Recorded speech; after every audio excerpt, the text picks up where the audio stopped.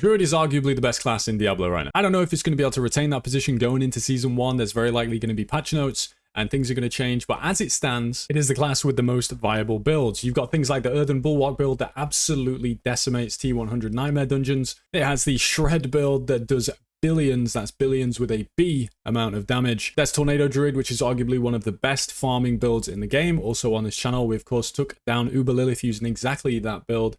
And then there are things like Pulverize, Trampleslide, Stormclaw, basically anything except for Companion. But of all of those options, and there are many, my favorite to play before I got to the unique items or to having perfect legendary aspects or very high levels of gear was Trampleslide. I actually made a video about my early Trampleslide build. It was a great build to farm up for those uniques, and I had a lot of fun with it. It did have some weaknesses, but there was a new aspect revealed in the season development stream that showed a new aspect that would slot perfectly into this build and actually maybe even spawn its own build. Poison Creepers active also casts Landslide in a circle around you.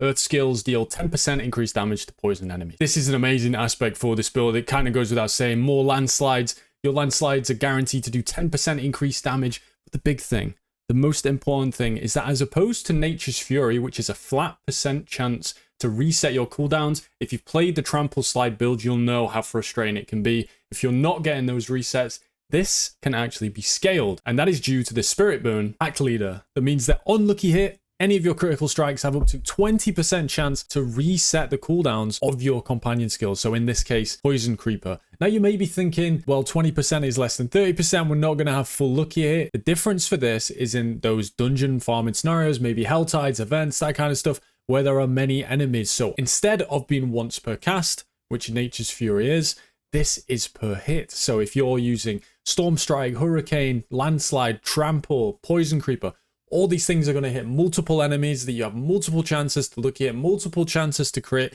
meaning you're going to have a significantly higher chance to reset the cooldown of your activating skill for Landslide, which in this case, obviously, is that Poison Creeper. So this doesn't just make for arguably a better version of Trampleslide, but it also makes for a much more consistent version of Trampleslide, which was arguably the reason the build kind of fell off. It felt kind of frustrating to play later on because of that chance to not reset your abilities. It felt very frustrating to spam the ability to not get your trample back and to have to kind of wait around for 10 seconds. As for when we're going to get to test this out, they did say that there would be a pre-patch on the 18th where most things would be in the game other than the seasonal content. So it's very likely that on the 18th of July, we're going to be able to test this aspect out prior to the launch of the season, giving us an opportunity to test just how strong it is, if the build is worth moving towards as one of your first kind of goals for the season if you're starting on a Druid. And if not, well, at least we tried it out. But I'm very excited.